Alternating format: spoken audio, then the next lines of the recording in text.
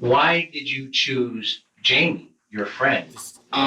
He was the easiest out of anybody because he would have followed me because we're such good friends. Like, that's crazy. A nigga could take you out of this planet just because they want, just because, you know, just felt like it. Slit his throat and stab him continuously until he died in the neck area. Yes. And then I would have left him there. And where did you stab him, Mike? I'm not positively sure, but I'm guessing around the jugular vein, right around here. Okay. This nigga know the vein. Okay, this nigga is a freak. He just. Now, when he fell... Bro, this kid, look, I don't even want to say what I want to say, bro. Like, this kid has no use to society, bro. He's a broken human being, whatever. He's broken, bro. He has no use, okay?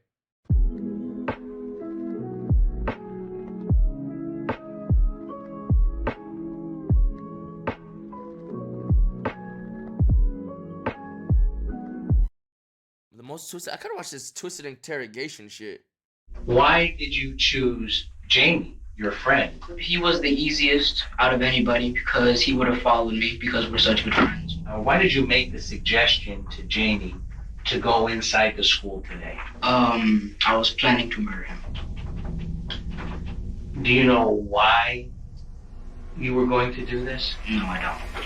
This is 14-year-old Michael Hernandez. Most comp narrator voice for all these videos. I don't give a fuck. I love his voice. He's an honor roll student at Southwood Middle School, the well-behaved son of a business owner and an occupational therapist, and as of right now, he's the prime suspect in the cold-blooded murder of his close friend and schoolmate, 14-year-old Jaime Goff.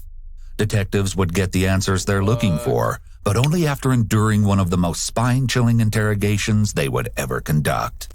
The following footage revealing a 14-year-old killer has never been seen before. February 3rd, 2004 started like any other Tuesday at Southwood Middle School in Miami, Florida. Students gathered.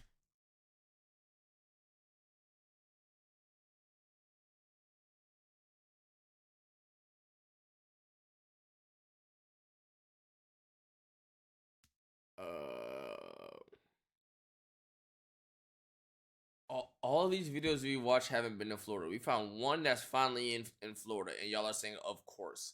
Like, there wasn't a bunch of other states before this.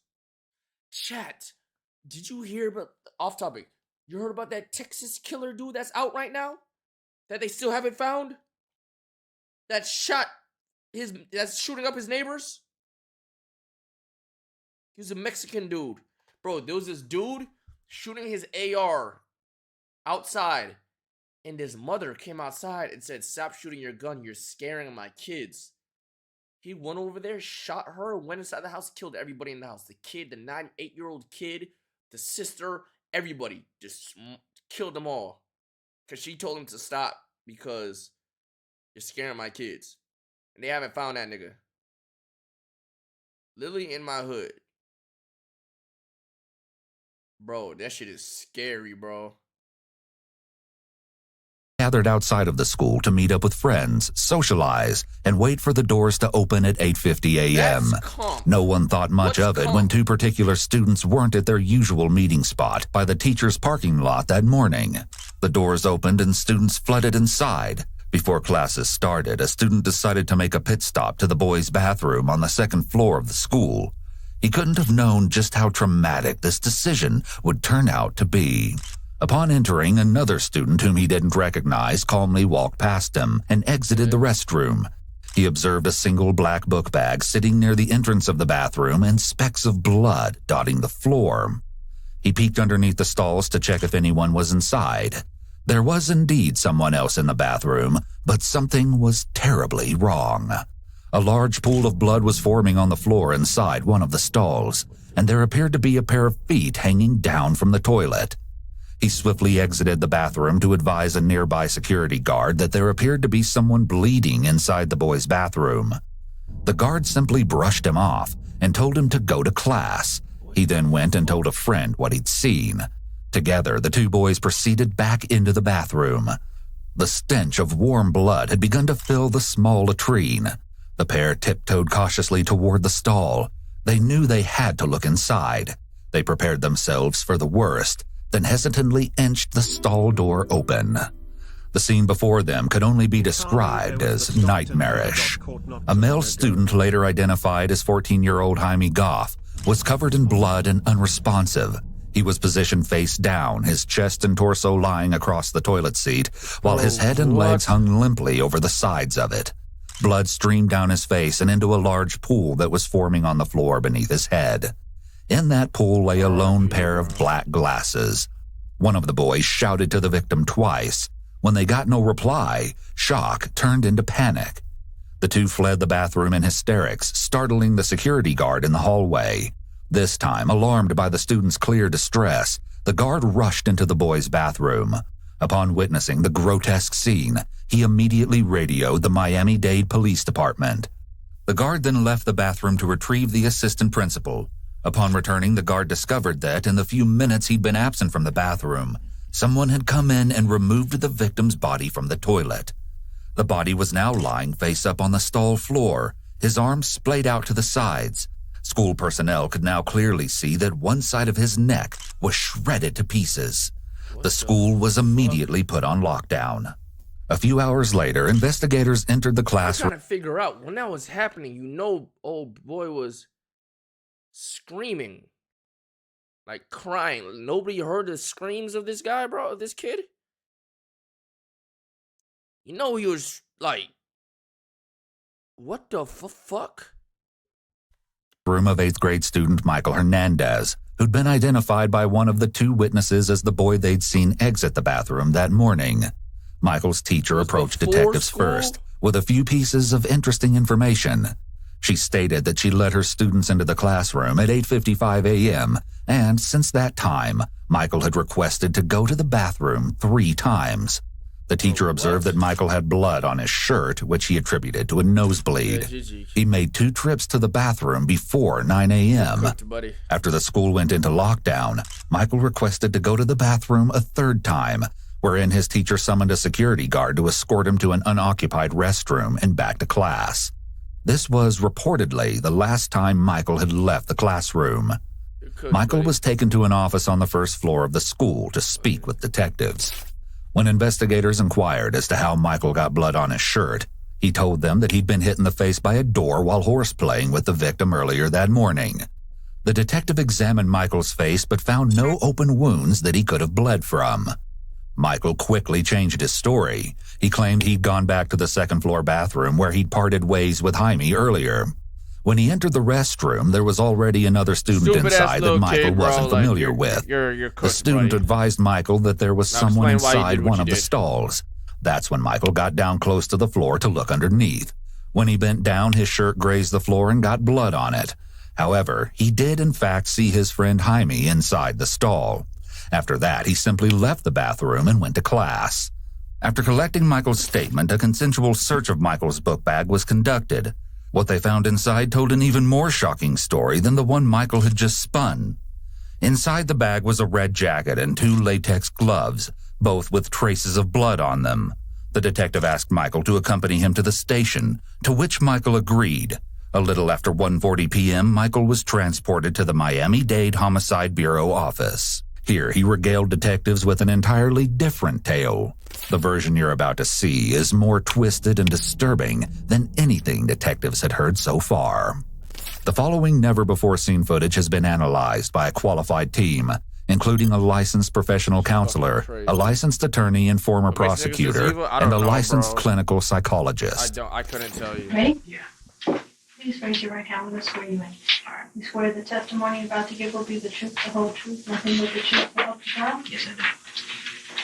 Though he is a minor at 14 years old, Michael is being questioned alone and without his parents, because in Florida, the law allows minors to be interviewed without parental consent or their presence in the interrogation. However, parents can request a lawyer or stop the questioning on behalf of a minor at any time. These laws can vary by state, as some states do require parental consent. Mike, just do me a favor. When you talk clearly so that Ms. Renee can understand you. Okay? All right. For the record, could you please state your name? Michael Hernandez. Mike, what's your birthday? It's February 2nd, 1990. Happy birthday. This story hits so You close just turned 14. to friends like Very this, good. except he was And what never grade are by you his in? close I'm in friend. the 8th grade. Michael is being very cooperative and well-mannered during the preliminary questioning. He articulates well and answers the detective's questions clearly. His posture mimics that of an attentive student. He's sitting up straight, his hands folded in front of him, and his eyes keenly fixed on the detective. His body language conveys respect and a willingness to be compliant. However, we'll soon see that his motives are actually much darker. What school do you go to? Southwood Middle School. And are you in any special classes or anything? Any honors classes? I'm in gifted. All my classes are gifted except for my electives. Very good. You can read and write the English language, correct? Yes, I can. And what are your grades in school, Mike? A's and B's. Michael appears proud to talk about his exceptional performance in school. Being a gifted student seems to be a big part of Michael's identity. Do you know an individual by the name of Jaime or Jamie Goff? Yes, I do. The J in Jaime here is pronounced with an H sound, like it would be pronounced in Spanish. But Michael and the detective pronounce Jaime with the J sound. At the mention of the victim's name, Michael's cool demeanor slips very subtly. For the first time, he seems to hesitate before answering the question. I Pete. Yes, I do. Yes, I do. I Pete. His hands make a slight movement, as if he's trying to talk with them, but doesn't exactly know how. And how do you know Jamie? We've been friends since the 7th grade. And for the record, Jamie is the victim in this case. How old is Jamie? 14. And you're 14 also? Yes. How much older is he than you? I'd say about 4 months. Let's see. Okay. 4 months. Almost 4. Give or take a few days. Okay. All right. Normally, detectives ask a suspect very open-ended questions like, "Tell me what you did this day." But here, the detective is using a lot of leading questions, which may be due to Michael's very young age. And what time did you get to school? 8:25, a little after, between 8 and 8:30. And when you arrived at school, where did you go to? I went to the fence on the outside of the parking lot, north of the parking lot. And why is that? That's just where me and some other people would just hang out. Okay. And this would be before class? Yes. Before class chat. That's tough. And who were the people that you would hang out with in the morning? Most of the time it'd be with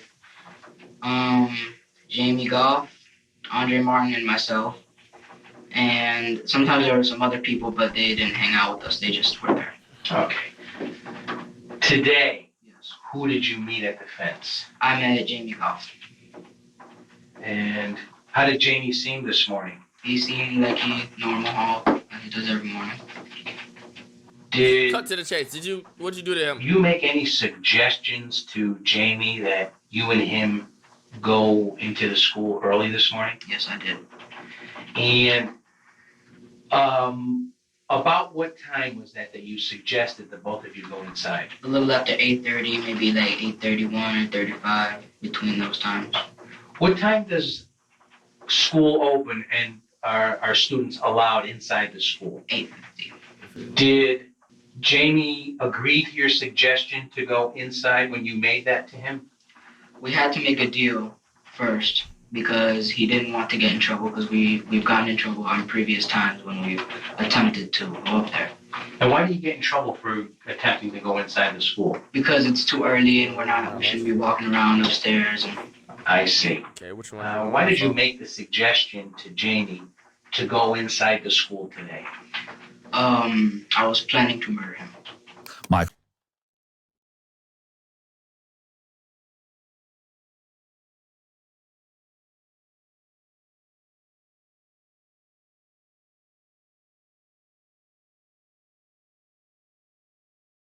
Just like that? Just like that. No remorse? Yeah, I was just planning to kill my friend type shit. Michael answers this question as matter-of-factly as he's answered all the other questions so far. There's not a single hint of empathy or remorse to be found. He seems undeterred, even by the fact that he's admitting to first-degree murder and exposing himself to the highest level of criminal penalty there is. Michael likely isn't aware of this, but under Florida state law, 14 and 15-year-olds can be tried as adults for certain felonies. They can also be subjected to the exact same penalties that an adult can receive, with the exception of the death penalty. Since Michael has already confessed to the first-degree murder of his friend, all that's left is to see if the court will possibly take pity on him. Pity for this fuck nigga. Do you... What? Do you know why you were going to do this? No, I don't. Now, what was your plan? How were you going to accomplish this? I was going to get him into a stall, the last stall, because it's the biggest, so I'd have more room. Now, this is in a restroom? This is the restroom. On which floor? Second floor. Okay, and it's the male restroom? Yes, it is. Where is it near? It is near the media center and the gifted U.S. history class. Okay.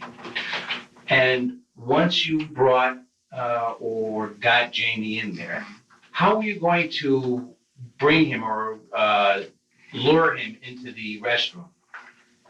We usually go to the restroom after we get upstairs so we don't get caught by security. Okay. And so I knew that was going to work. I got him into the stall by saying, look, I have something to show you. So I got him into the stall, and I told him to turn around because I wanted it to be a surprise. Before that, I put on the gloves. He saw me put on the gloves, and I said, oh, you're going too fast. And I said, I like them because they're comfortable. It's possible that Michael's cadence has increased here due to his excitement to talk about the crime for the first time. Bro, retelling a story can be a way for someone to relive an That experience. nigga explaining the situation like he's explaining the fourth quarter of a hyped NBA game, clutch game winner. Like, what the fuck? And it often brings back Why the feelings fuck is nigga associated so happy? with the original event. His fast talking could also be due to his eagerness to show how smart he was in preparing for this crime. He may be seeking admiration from the detective for how well he planned his This is attack. nigga's favorite story. Michael's enthusiasm is also evidenced in his full cooperation when being questioned, appearing like he's sitting for a job interview instead of an interrogation. It's odd that he doesn't seem afraid or bothered at all that he's sitting there because he's been caught for the murder of his friend. Now, you also said that you put on gloves. What kind of gloves were these? They were latex gloves. Where did you get them from? My mother purchased them at Walgreens the previous night. Why did she purchase these? Was that at your request? It was at my request because I said that I needed them for extra credit for my science class. There's no denying at this point that Jaime's murder was premeditated.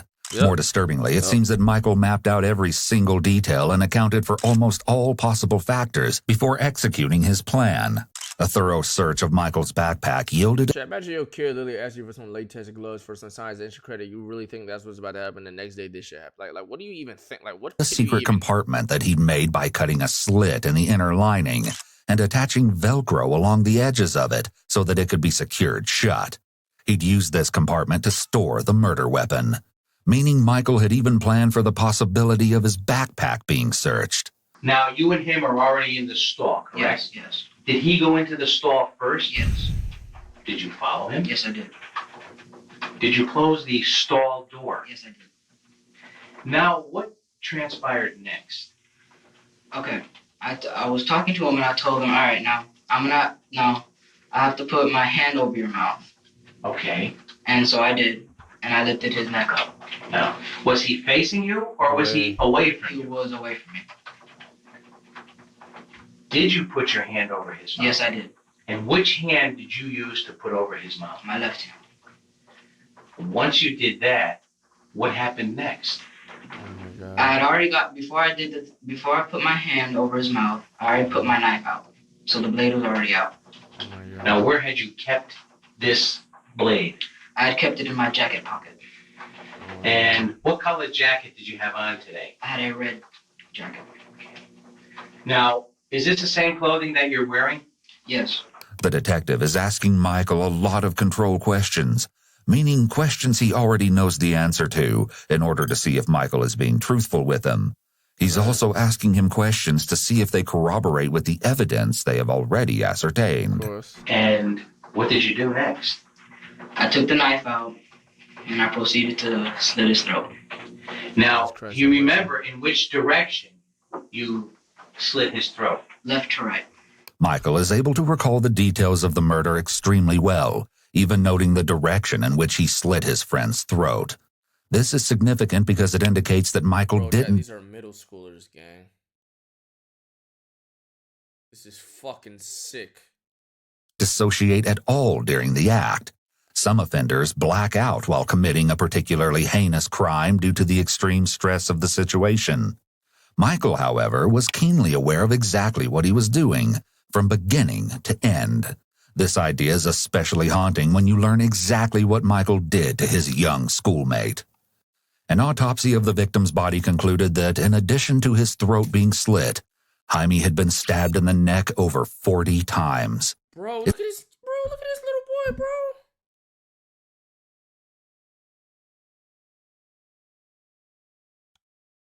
Dang. It's gut-wrenching to think that Michael, a 14-year-old child, was in complete control the entire time, savoring every single jab, slice, and cut. Did Jamie say or do anything? Did he put up a struggle? Yes, he did. He turned around after I did that. He asked me not to kill him. So I told him, okay, I'm not going to if you cooperate. Okay. Which was a lie. Right. And so I realized that the stall door was open, so I locked it. Yes. And then I turned him around again and proceeded to stab him. And where did you stab him, Mike? I'm not positively sure, but I'm guessing around the jugular vein right around here. Okay. This nigga know the vein. Okay, this nigga is a freak. He just. That's what I was aiming. Did you stab him anywhere else? What movie did this nigga watch talking about some jugular vein? What show is like? What he like? What he talking about? His body. Just basically the back of the neck, all through the neck, and once in the temple, and I think I sliced him here. And that would be on the left side of his face. Dexter. This nigga watched Dexter, bro. Yes, the left side of the face. Michael is speaking very matter-of-fact and openly. He's likely excited to show the detective how clever he was. This may have overshadowed any thoughts of self-preservation, as he readily admitted to killing Jaime. He may be either unaware of or unconcerned about the legal consequences for his actions. In addition, his young age may have played a role in his readiness to confess. The prefrontal cortex does not fully develop until around the age of 25. Michael may still be feeling amped up and powerful after the murder, and is acting on that emotion which may make him want to brag about what he did, rather than consider the fallout for his confession. Now, after you did that, what happened? I left, I took my gloves off, and I flushed them down the toilet. Okay. Okay. I left, and I went to go clean myself off. People were coming in, and so I left that bathroom and went to the other one downstairs. Okay, let me stop you here. After you stabbed him, did Jamie fall to the commode or to the toilet? No, he did not. He was already positioned where he was found. I put his head under there to stop him from gasping for air. Okay. So it would close it up. Oh, I see. Okay, now. I'm sorry? So he would stop making noise. Okay. Now, how did you know he was dead? I made sure by taking my knife, the point of my knife, and poking him in the face. All right. And I checked his eyes also, and they were motionless. Okay. Now, when he fell... Bro, this kid, look, I don't even want to say what I want to say, bro. Like, this kid has no use to society, bro. He's a broken human being, whatever. He's broken, bro. He has no use, okay? Certain beings just are broken. They're defected, bro. Getting, like, he done. Alright, you know what I'm saying? Just...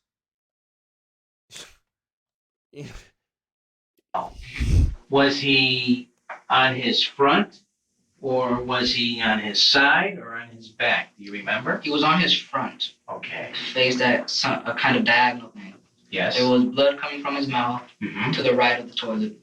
And I guess there might have been blood in the toilet. Okay. And there was blood on the walls. All right. What did you do with the knife and the jacket? I put the knife was broken because of the stab wounds, and I couldn't close it back, so I closed it as much as I could, and I put it in my jacket pocket. Okay. I proceeded to go to the sink, and I wiped some of the blood off the jacket, took the jacket off. No, I did not. Oh.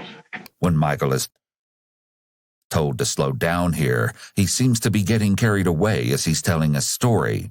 Overall, both his affect and tone appear markedly blunted throughout.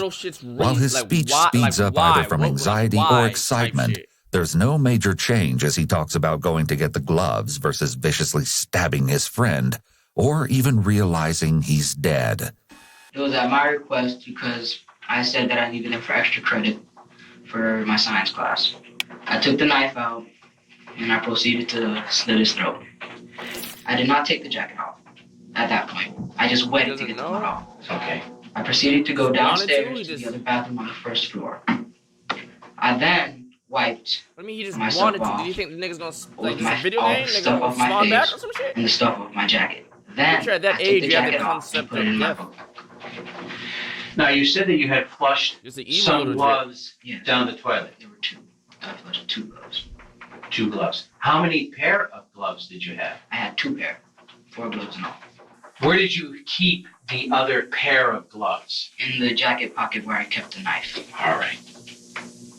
Now, before you gloved up this morning in the bathroom, did you remove any of your jewelry? I removed my you can see the rings pictures? because they would have cut through the latex glove. Okay. Absolute fault. Did anything unusual, or did you notice anything unusual when you put your hand in your jacket pocket after the incident?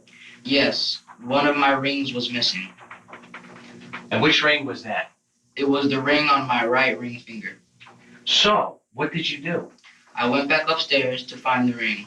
There was a witness there saying that someone was in that stall. The way Michael refers to a witness is an indication that he may have strategically and specifically planned the entire murder, considering the possibility of witnesses being present or interfering in some way.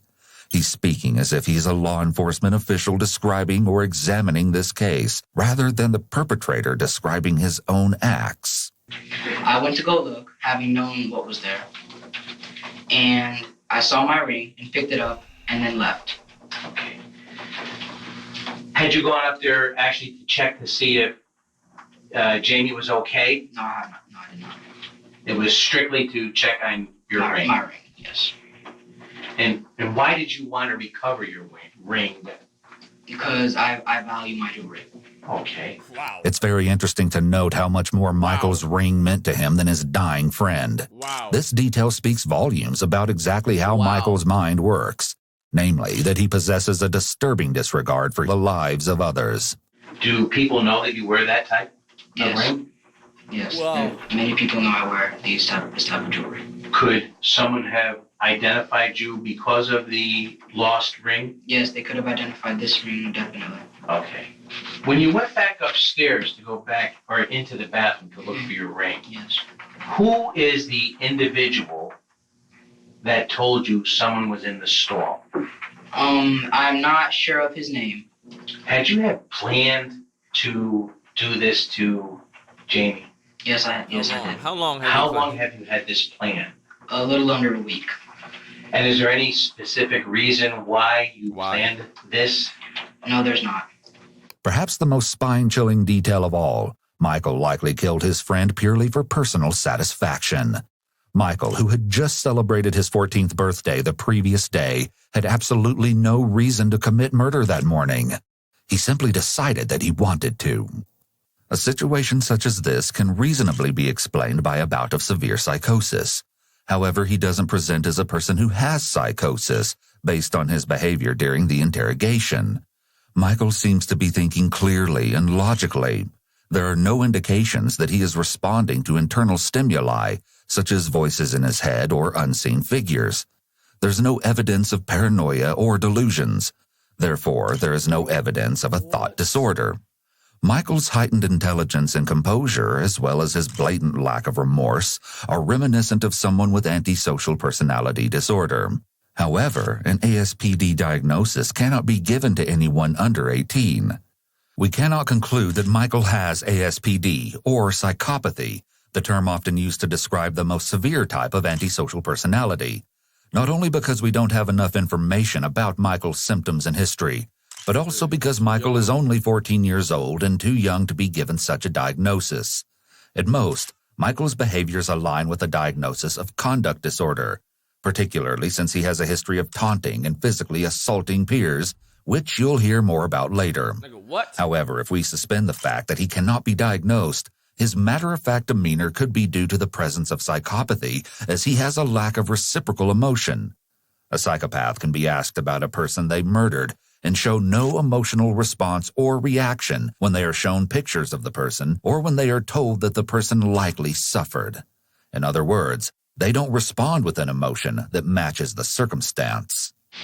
Why did you choose Jamie, your friend?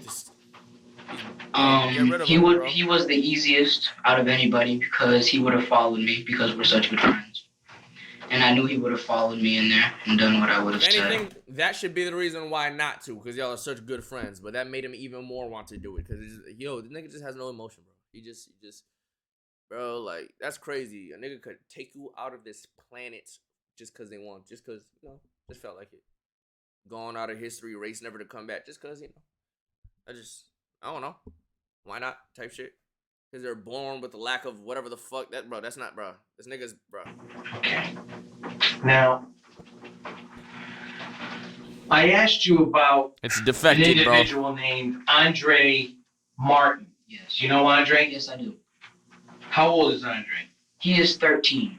What grade is Andre in? He's in 8th grade. Is he a friend of yours? Yes, he is. Is he in any of your classes? No, he's not. How long have you known Andre? I have known him since about the 4th or 5th grade. Okay. And I know you told me earlier that usually you and Andre and Jamie hang out. Yes, at the north part of the parking lot. At the fence, correct. Calling your attention to yesterday, Monday, your birthday. My birthday. Yeah, your birthday. Oh, day after your birthday, there good come spirits. a time when you approached Andre with the same type of ruse? Yes, there was. Me, Andre, Jamie, and myself were in the bathroom. Which bathroom? We were in the other bathroom than where the victim was found today. Referring to Jaime as the victim may be evidence of how detached Michael feels from someone who was supposedly his friend. He may be unable to or have difficulties with forming real emotional attachments to other people. This phrasing could be another indication of psychopathy, as it shows Michael has a lack of prosocial emotions. Empathy and emotional attachment are considered prosocial emotions, which are things psychopaths struggle with feeling. This is why they often present as emotionally detached, distant, and indifferent, because they're apathetic to society and to people and situations in general. The fact that psychopaths are emotionally detached helps them to stay calm in situations that would cause the average person to feel afraid or nervous, such as in an interrogation or the act of committing murder. What were your intentions yesterday? My intentions yesterday were to kill Andre. The same way that I killed Jamie today, except for the fact that I was going to stab him in the back and stab here, and that would have been it. Who was this you were going to do it to? I was going to do this to Andre. Michael seems almost enthusiastic about the opportunity to disclose every meticulously planned detail of how he was going to kill both of his friends. The animated way in which he illustrates his master plan to the detective indicates that he's relishing the opportunity to divulge his wicked scheme, and even enjoying the attention he's receiving. Whatever his motivation, Michael seems extremely invested in this experience of being involved in a real criminal proceeding. These are several more signs of possible antisocial personality disorder. From a legal perspective, his intention to cruelly execute multiple people could be used as evidence that Michael is essentially a serial killer in the making. The prosecution could argue that a life sentence is necessary in order to protect potential victims of a future serial killer. Don't even waste space, my boy. Don't even waste space inside there. Don't take up space. Just, you know what I'm saying? Don't even. Earlier you told me that you had a belt and you were going to strangle someone. Yes, I was going to strangle him first, and then after he was dead, I was going to make sure by stabbing him. Okay, and this was Andre. This was Andre. Now, did you lure him into the bathroom yesterday? Into the bathroom, yes, not the stall. Okay. And how did you accomplish that? The bathroom? Yes. We were late to class. I told them both that we were going to be late to class. And so we snuck upstairs after the late bell had rung. We got to the bathroom, and I was trying to convince Andre to go into the stall. Okay. And how were you going to do that? I told him that I had something to show him. Okay. Yes. And what was his response to that? His response, he didn't want to do it, so he said no. He's like, why can't Jamie go first? What was he planning on doing? My response then was that he was with 3 of them, right? So what was he planning to do when Jamie's like, yo, what the fuck are you doing, buddy? Like, he's in a 1v2? Go next. Okay. Now, did Jamie agree? Did Jamie say, I'll come in, I'll look? Yes, he did. Okay. And what did you say at that point? I said no, he's going to go first. Okay. And any particular reason why? I wanted to get Andre killed first before I got Jamie. All right. What's up, man? Now, when that did not happen yesterday, what did you end up telling Andre and Jamie? Michael is taking up a lot of space on the table with his arms and hands. This could be indicative of confidence and feeling in control of the conversation, or at the very least, feeling at an equal level as the detective. I said, all right, can you guys cooperate tomorrow? They're like, yeah, okay, we'll cooperate tomorrow. All right. Michael's word choice here says a lot about his relationship with his friends at school. When Andre refuses to go into the stall with him the day prior, Michael asks his friends if, in his own words, they'll cooperate with him the next day instead, to which they both agree. The way he speaks to his friends indicates that Michael was likely the authority figure in his friend group, and that his friends regularly felt like they had to obey him. That might explain why he thought he could easily lure them both to a horrific fate. Sadly, Michael was right about Jaime, but clearly underestimated Andre. Today, before this happened to Jamie, what were your intentions going to be if Andre should have shown up? I would have talked him into coming to the bathroom with me, coming into the stall.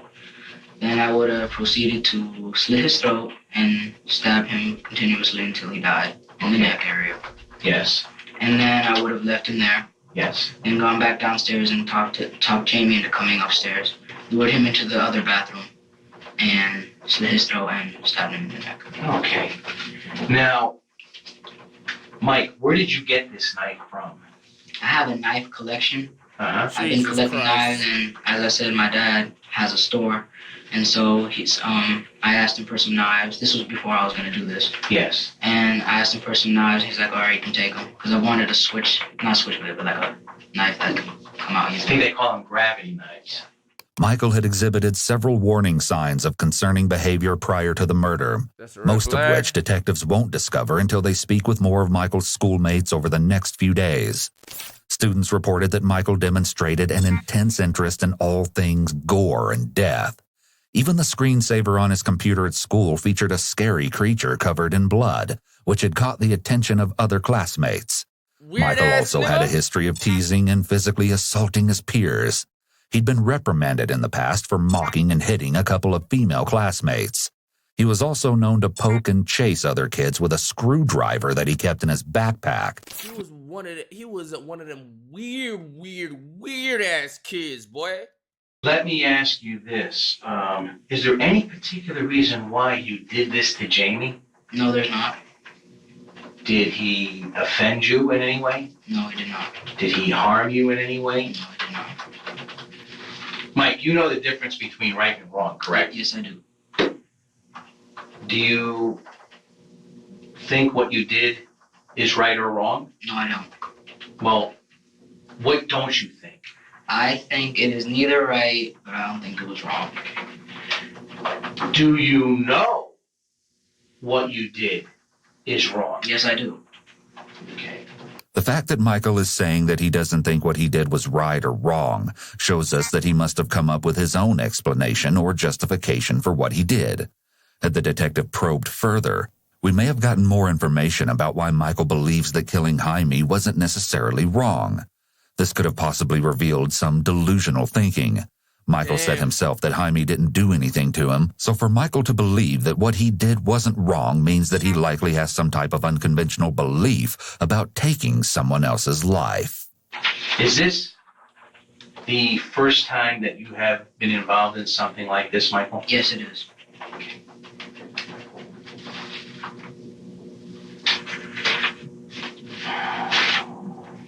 You know you're never hugging your mother again after this, right? This happened today. No, I'm not. Jesus Christ. And this was an unprovoked attack on Jamie? Yes, it was. Sir, has everything you told me been true and correct to the best of your knowledge? Yes, it has. Have I forced you to give this statement, sir? No, you have not. Have I treated you gentlemanly? Mm-hmm. Yes, you have. Thank you, sir. I have no further questions. Okay. Book him. Following his interrogation, Michael was transported to the Juvenile Assessment Center. Michael stood trial 4 years later, pleading not guilty by reason of insanity. At his trial, a particularly startling piece of evidence was brought forth, a notebook of Michael's that contained information about famous serial killers, a list of people he planned to kill, including his older sister, and a mission statement that declared his need to cleanse the planet by murdering people. Needless to say, the jury took no pity on him. On September 24, 2008, Michael Hernandez was found guilty of the first-degree murder of Jaime Goff and the attempted first-degree murder of Andre Martin.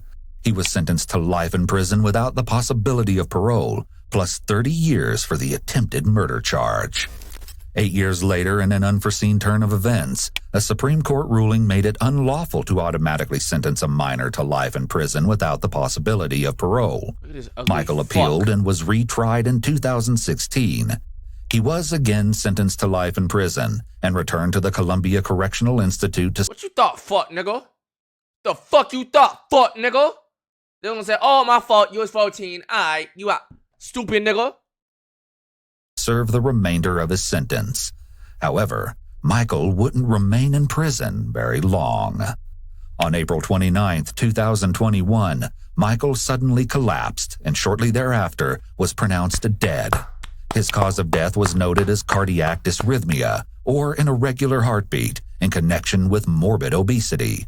Michael died at the age of 31. How the fuck you get obese in jail, nigga? After having spent a total of 13 years Who in food prison. was he stealing?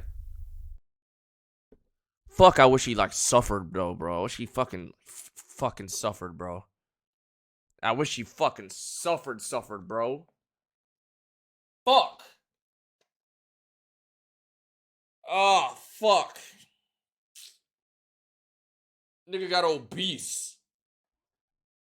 Damn, bro. Oh, y'all saw this shit? I saw somebody react to this shit, bro. He kinda did? Nah, he deserves to feel like real, like.